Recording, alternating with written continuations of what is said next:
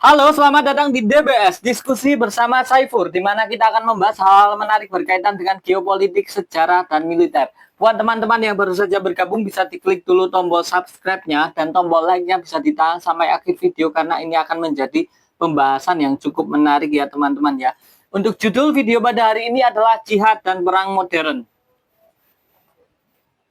Sebelumnya ini adalah video lanjutan dari video kemarin yang berjudul Sejarah Jihad dalam Islam. Mungkin kalian akan lebih paham lagi jika kalian menonton video sebelumnya sebelum kalian meneruskan menonton video ini ya, agar konteksnya lebih dapat ya, karena memang penjelasan tentang jihad ini harus dibagi menjadi beberapa bagian karena cukup panjang.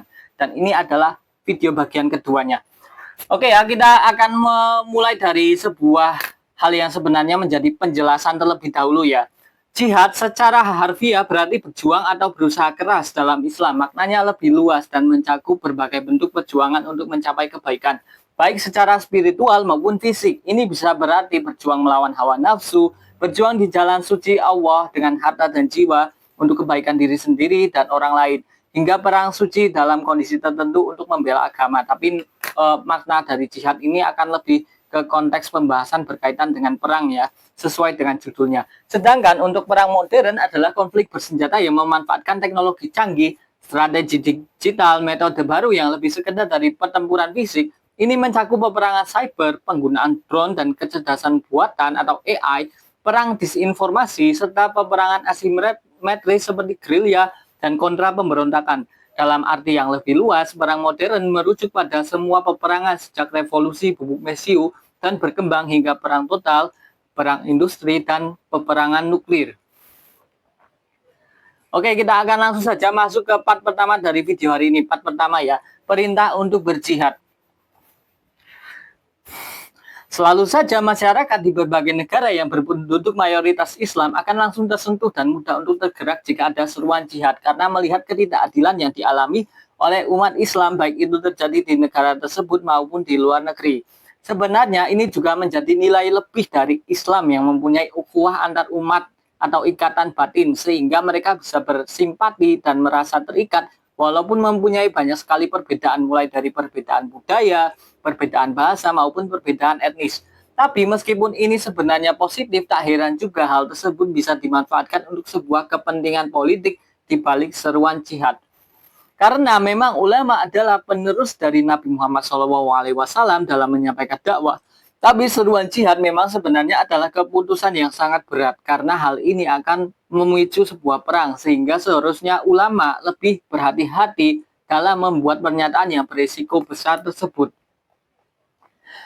Karena selain harus ada istihad dari banyak ulama besar dan berpengaruh, seharusnya juga ada keterlibatan campur tangan langsung dari pemimpin negara atau presiden sebagai pemilik sah legitimasi sebuah negara. Sedangkan presiden juga harus melihat pertimbangan dari jenderal militer mengenai kemampuan militer negara tersebut, dan melihat juga pendapat dari ahli ekonomi negara tentang anggaran besar jika dimulainya perang hanya untuk kepentingan satu golongan agama dan bukan kepentingan negara tersebut. Hal inilah yang sering sekali banyak orang belum paham ya, belum paham maupun dipahami oleh masyarakat langsung, bahwa fatwa jihad yang akan memulai perang juga harus melihat banyak dampak yang akan datang berikutnya. Apalagi jika perang tersebut malah akan menghancurkan negara tersebut dan memicu krisis ekonomi dan kemanusiaan yang besar. Kita akan lanjut ke part kedua video hari ini. Part kedua, kenapa pasukan Islam di awal sangat tangguh. Kemenangan besar Islam di era Nabi Muhammad SAW dalam perang melawan musuh Islam yang ingin membunuh Nabi dan menghancurkan umat Islam bisa dibenarkan sebagai jihad mempertahankan diri. Penaklukan di awal era Khulafaur Rasyidin dengan tujuan untuk menyatukan suku, menguasai rute perdagangan, dan penguasaan sumber daya untuk kepentingan masyarakat luas menunjukkan bahwa penaklukan Jazirah Arab oleh umat Islam bukan hanya tentang penaklukan, tapi juga bagian dari kebutuhan sosial ekonomi untuk membangun fondasi negara untuk masyarakat Islam pada waktu itu. Tapi masih banyak yang memahami bahwa kemenangan Islam hanya dikarenakan keyakinan dari ideologi bahwa Islam agama yang benar, dan karena Nabi Muhammad SAW adalah utusan terakhir, maka umat Islam tidak akan bisa dikalahkan. Ini adalah sebuah dogma yang sangat ditanamkan kepada orang Islam yang sebenarnya belum paham mengenai jihad dan perang modern. Ya, itu memang bagian dari keyakinan ideologi agama, tapi memahami hanya dari hal tersebut akan menjadi sebuah kesalahan juga, karena jika Nabi Muhammad SAW benar-benar orang yang sangat diistimewakan, seharusnya Nabi tidak perlu berperang dan hanya perlu membelah padang pasir untuk menenggelamkan musuhnya. Seperti cerita Nabi Musa yang membelah Laut Merah untuk menenggelamkan Fir'aun, sedangkan Nabi Muhammad SAW berjuang sebagai komandan perang yang tidak hanya memberikan perintah jihad, tapi juga menyertai umatnya berjuang menjadi sebuah hal yang tidak banyak ditemui di nabi-nabi yang lainnya di masa-masa sebelumnya. Oke ya, saya akan jelaskan lebih detail ya, kenapa umat Islam sangat kuat di era Nabi Muhammad SAW sampai dengan Khulafaur Rasyidin akan dijelaskan lewat pendekatan yang lebih objektif dan rasional. Pertama, Nabi Muhammad SAW hidup di masyarakat jahiliyah yang sering terjadi peperangan antar suku. Dengan alasan memperebutkan sumber daya yang terbatas di padang pasir, perselisihan antar suku, maupun dendam antar suku yang diselesaikan lewat perang antar suku. Sehingga pengetahuan dan kemampuan perang diajarkan di setiap suku sebagai bentuk pertahanan. Dan laki-laki terkhususnya lebih dipentingkan suku, karena semakin banyak lelaki, semakin kuat suku tersebut untuk berperang maupun pekerjaan lain seperti berdagang dan beternak. Hal itu juga menjadi alasan kenapa perempuan dianggap rendah pada masa itu, karena mereka dianggap sedikit berguna daripada lelaki yang bisa dijadikan tentara untuk berperang. Kedua, masih sama dengan alasan pertama tentang kemampuan dan pengetahuan perang yang sudah ada di suku-suku. Tapi secara lebih detail, umat Islam di awal juga mendorong para pemuda khususnya diajarkan untuk memanah dan berkuda, bahkan diperkuat lewat hadis-hadis yang hukumnya itu kuat ya. Hal tersebut menjadi sebuah wajib militer yang tidak langsung. Harus diakui juga pasukan berkuda yang dipimpin oleh Khalid bin Walid yang sangat terkenal sebagai pedang Allah karena tak pernah kalah dalam perang, mengandalkan pasukan berkuda yang diambil dari suku Beduin Arab yang ahli dalam memanah dan berkuda. Sehingga pasukan Islam di awal adalah pasukan yang tahu cara berperang dan sangat berpengalaman. Sehingga hal tersebut menjadi kunci kenapa pasukan Islam sangat tangguh pada waktu itu.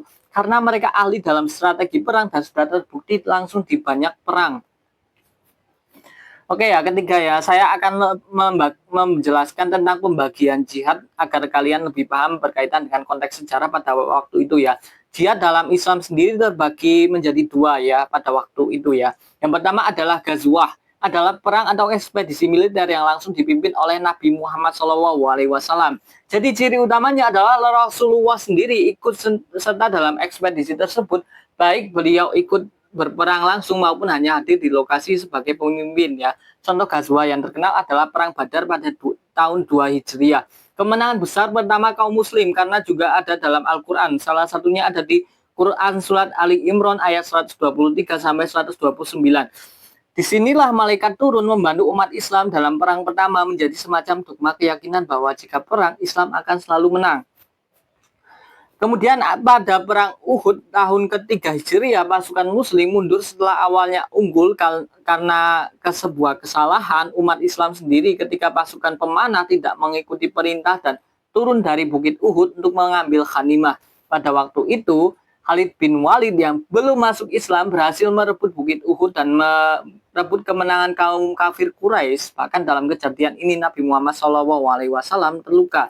Jadi dalam perang Uhud ini pasukan Islam kalah karena ketidakbertanggungjawaban atau ketidakdisiplinan salah satu pasukan pemanah Nabi waktu itu yang tidak mengikuti perintah Nabi. Kemudian pada perang Khandaq tahun 5 Hijriah, perang Parit melawan koalisi Quraisy, ide membangun Parit yang diusulkan oleh Salman Al-Farisi, seorang sahabat jenius dari Persia. Parit digali di bagian utara kota Madinah dengan panjang 5,5 km, lebar 4,5 meter, dan kedalaman 6 meter. Menjadi kemenangan besar bagi umat Islam dalam melawan musuh yang lebih besar.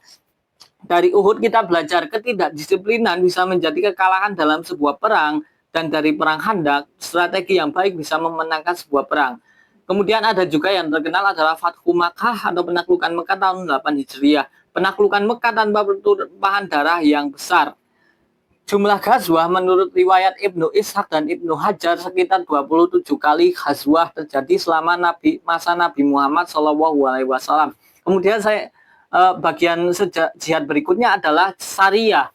Syariah adalah ekspedisi militer yang tidak diikuti langsung oleh Rasulullah SAW, melainkan dipimpin oleh sahabat tertentu atas perintah beliau. Tujuannya bisa untuk patroli, pengintaian, menekan ancaman, atau mengirimkan pesan kekuatan ke suku-suku sekitar Madinah. Contoh syariah yang terkenal adalah syariah Khalid bin Walid ke Bani Jadzimah setelah Fathu Makkah.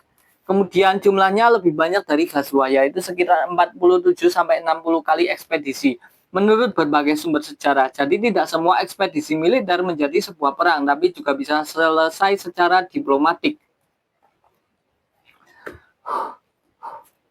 Kemudian kita akan masuk ke part ketiga video hari ini, part ketiga. Seperti apa perang modern?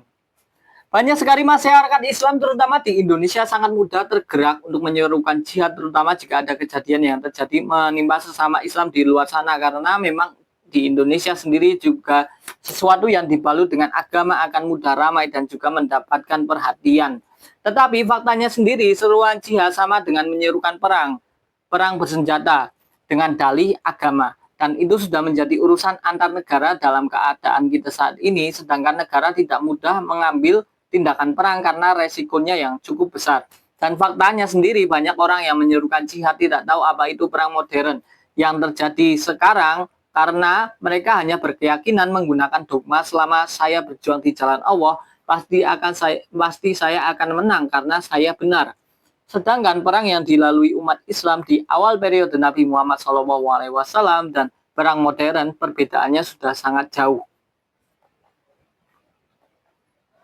Sebagai perbandingan, coba sebutkan 4 nama kendaraan ini.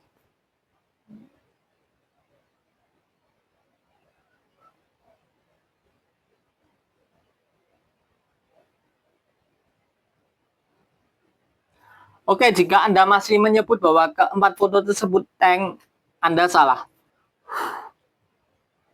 Foto pertama adalah BMW 2, kendaraan EFV atau yang didesain untuk memberikan dukungan tembak dan menurunkan pasukan, bukan tank karena memiliki senjata autocannon yang terlalu kecil untuk dikatakan sebagai tank walaupun memiliki laju tembakan yang tinggi. Intinya ini adalah sebuah kendaraan yang berfungsi sebagai kendaraan dukungan untuk melawan kendaraan lapis baja musuh karena menggunakan meriam 30 mm dengan laju tembakan yang tinggi. Tapi ini bukan tank karena meriamnya terlalu kecil untuk dikatakan sebagai tank. Foto kedua adalah Centauro 120 buatan Perancis yang didesain sebagai kendaraan penghancur tank dengan meriam 120 mm. Bukan tank karena memiliki 8 roda penggerak, bukan rantai sebagai penggeraknya. Foto ketiga adalah Paladin SPH atau bisa disebut meriam sistem artileri gerak sendiri dengan meriam 155 mm untuk memberikan dukungan tembak jarak jauh. Bukan tank walaupun memiliki penggerak rantai dan meriam besar di turretnya yang bisa berputar. Sedangkan foto keempat adalah MBT T-90. Ini adalah sebuah tank generasi terbaru MBT Rusia dengan standar meriam smoothbore 125 mm dan ini memang benar-benar tank karena memiliki penggerak rantai, turret berputar dan meriam besar yang bisa digunakannya. Terus apakah ini semua penting? Jika kalian menganggap itu tidak penting, itu adalah kesalahan pertama bahwa Anda tidak paham apa itu perang modern. Karena pengenalan kendaraan lapis baja dengan tugas dan fungsi yang berbeda adalah bagian kecil dari perang modern, sehingga jika kalian tidak paham dengan hal tersebut, maka seruan untuk jihad adalah tidak perlu karena kalian tidak tahu cara militer modern berperang seperti apa. Karena untuk memenangkan perang, kalian juga harus tahu cara berperang, dan sudah saya jelaskan sebelumnya bahwa Islam bisa berjaya di awal kedatangan Islam karena perintah jihad datang di masyarakat jahiliyah yang penuh dengan perang. Jadi mereka tahu cara berperang dan punya banyak pengalaman juga. Sedangkan jika dibandingkan dengan perang zaman dahulu dengan zaman sekarang, tentu sudah sangat berbeda jauh. Apalagi perang sekarang adalah perang teknologi, di mana negara dengan teknologi perang paling canggih, dia akan memenangkan perang. Dan siapakah pemilik teknologi militer tercanggih saat ini sekaligus menjadi negara penjual senjata terbesar di dunia? Amerika, bukan negara Islam. Kemudian ini ada beberapa pernyataan pendapat penting dari seorang ahli perang pada waktu itu ya. Salah satunya adalah Dwight D. Eisenhower. You will not find it difficult to prove that battle campaign and even war have been won or lose primarily because of logistic. Maknanya, Anda tidak akan merasa sulit untuk membuktikan bahwa kampanye pertempuran dan bahkan perang telah dimenangkan atau dikalahkan, terutama karena logistik. Dan tentu saja salah satu keharusan dalam perang modern adalah adanya industri senjata yang cukup besar untuk memberikan pasukan amunisi dan senjata untuk bisa memenangkan perang. Jadi ini tentang industri produksi senjata. Dalam keadaan sekarang belum ada negara Islam yang mempunyai kapasitas industri perang yang terbukti, dan secara penguasaan teknologi militer juga belum mampu bersaing dengan teknologi militer barat karena sebagian besar pabrik militer yang mempunyai dan menjual senjata militer dikuasai oleh negara non-Islam. Kemudian pendapat berikutnya dari Douglas MacArthur, Jenderal Amerika Serikat juga selama Perang Dunia Kedua. It's a fatal to enter any war without the will to win it and the mean to win it. Artinya adalah kesalahan fatal memasuki perang tanpa kemauan untuk menang dan tanpa sarana untuk menang. Sarana di sini jelas menunjukkan pada kekuatan industri, teknologi, dan senjata yang memadai. Masyarakat Islam sendiri masih banyak yang beranggapan jika mereka berjihad, mereka pasti akan menang karena berdasarkan keyakinan ideologi agama. Tapi percuma juga perang jika untuk kalah. Keahlian memanah dan berkuda adalah bagian dari sunnah Nabi yang bagus karena menjaga kesehatan fisik. Tapi jangan berpikir bahwa modal memanah dan berkuda bisa memenangkan perang. Perang modern itu kejam, peluru artileri dan rudal tidak akan memberikan ampun kepada musuh ketika ditembakkan, itu akan menghancurkan segalanya. Poin pentingnya adalah saya tidak melarang untuk jihad karena memang dasar hukumnya ada, tapi harus diingat jihad itu adalah fatwa yang berat dan penuh dengan tanggung jawab yang besar, sehingga fatwa jihad itu harus atas pertimbangan yang berat dan rasional. Dan harus diingat juga walaupun ulama yang memberikan fatwa jihad belum tentu juga ulama tersebut ikut jihad, sedangkan Nabi Muhammad SAW ikut serta dalam berjihad, memerintahkan sekaligus terlibat langsung. Walaupun ulama yang memfatwakan jihad semua urusan berkaitan perang semuanya diserahkan pada jenderal militer, mulai dari persiapan logistik maupun strategi utama dalam berperang. Jadi jika ada kekalahan yang menanggung kesalahan adalah jenderal militer sebagai perancang strategi militer, karena dalam banyak kasus kejadian perang bahkan ada beberapa perwira atau komandan militer yang dihukum berat bahkan sampai dibunuh karena kegagalan dalam operasi militer skala besar. Contohnya di Perang Dunia Pertama banyak tentara yang mengalami PTSD, Post Traumatic Syndrome Disorder, karena mengalami fenomena pada waktu itu shell shock karena banyaknya tembakan artileri pada masa Perang Dunia Pertama. Karena waktu itu belum ada penanganan trauma perang yang baik, sebagian dari mereka dihukum mati karena alasan desersi atau mengabaikan perintah untuk perang. Di Perang Dunia Kedua hal itu juga masih beberapa kali terjadi, di mana pasukan yang desersi atau gagal menjalankan tugasnya beberapa dihukum mati dengan ditembak. Salah satu yang terkenal adalah polisi militer NKVD yang tak segan menembak tentara yang menolak perintah. Di era pemerintahan Saddam saat Perang Teluk 1980-1988 juga sering melakukan pembersihan jenderal militernya karena gagal dalam operasi militer melawan Iran pada waktu itu pada Perang Teluk pertama. Jadi sebenarnya bisa dilihat bahwa korban pertama dalam perang ini adalah mereka yang terlibat langsung, ya. Mereka mulai dari jenderal militer sampai dengan pasukan-pasukan yang ikut serta dalam perang langsung tersebut. Kemudian saya akan memberikan sebagai penguat dari informasi ini, saya akan mengutip berita yang akan menjadi referensi kalian juga, ya. Berita Mufti Agung Mesir yang menolak fatwa jihad. Sumbernya diambil dari Middle East Eye pada 8 April 2025. IUMS, International Union of Muslim Scholars, Persatuan Cendekiawan Muslim Internasional, menyatakan bahwa semua negara muslim memiliki kewajiban hukum untuk segera campur tangan secara militer, ekonomi, dan politik guna menghentikan genosida dan penghancuran menyeluruh ini, serta untuk memberlakukan pengepungan terhadap Israel. Kegagalan pemerintah Arab dan Islam untuk mendukung Gaza sementara Gaza sedang dihancurkan dianggap oleh hukum Islam sebagai kejahatan besar terhadap saudara-saudara kita yang tertindas di Gaza, kata Sekretaris Jenderal Ali Al-Qaradagi dalam sebuah dekret yang dikeluarkan. Ali Al-Qaradagi adalah salah satu otoritas agama yang paling dihormati di kawasan ini. Keputusannya memiliki bobot yang signifikan di antara 1,7 miliar umat Sunni di seluruh dunia.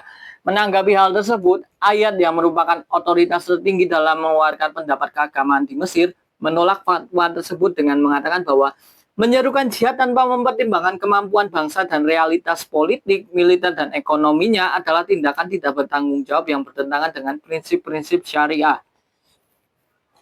Nazir Ayat, Mufti Agung Mesir, Ayat mengatakan bahwa deklarasi jihad dalam Islam harus dilakukan oleh otoritas sah. Di era kita saat ini, kewenangan tersebut diwujudkan dalam negara dan kepemimpinan politik yang diakui, bukan dalam pernyataan yang diluarkan oleh etinitas atau serikat yang tidak memiliki kewenangan hukum dan tidak mewakili umat Islam, baik secara agama maupun praktik ujarnya. Seorang ulama Salafi pro pemerintah terkemuka Mesir juga bernama Yasser Burhami juga menolak fatwa IUMS dengan mengatakan bahwa hal itu tidak realistis dan bertentangan dengan perjanjian damai Mesir dengan Israel tahun 1979. Sebenarnya fatwa jihad ini juga banyak disalahartikan dan digunakan oleh beberapa kelompok teroris tidak bertanggung jawab lainnya untuk membunuh atas dasar agama. Padahal yang mereka lakukan adalah kejahatan mengatasnamakan agama dan mereka inilah yang membuat citra Islam menjadi buruk. Ayat dan perintah jihad seringkali disalahgunakan oleh kelompok teroris yang mengatasnamakan pejuang suci, berjuang atas nama Islam, tapi ini akan menjadi pembahasannya di pertemuan berikutnya. Oke, sekian dulu pembahasan dari hari ini. Jika kalian tertarik pada video berkaitan dengan jihad ini, mungkin segera akan saya lanjutkan video berikutnya ya. Saya Saiful dari DBS. Terima kasih yang sudah menonton sampai akhir. Jangan lupa tekan tombol subscribe-nya dan tombol like-nya. Saya Saiful dari DBS pamit dan undur diri.